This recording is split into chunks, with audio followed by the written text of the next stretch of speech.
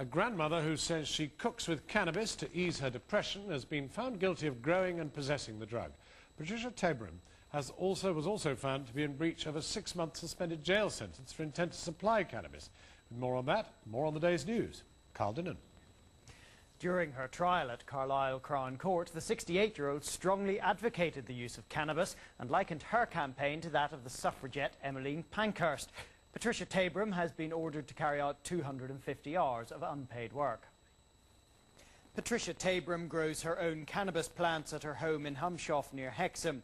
She uses the dried leaves to add flavour to her cooking, putting them through a liquidizer before adding the results to casseroles, soups and her favourite drink, cannabis-laced hot chocolate. She says the drug relieves her aches and pains and has been running her own publicity campaign alongside the court appearances, extolling what she claims are the benefits of cannabis use. I'm using it. I had it this morning in my scrambled eggs. I'll be having it this afternoon at lunch, and I'm not giving it. The police, however, take a dim view of her habit. They say she's consistently flouted the law.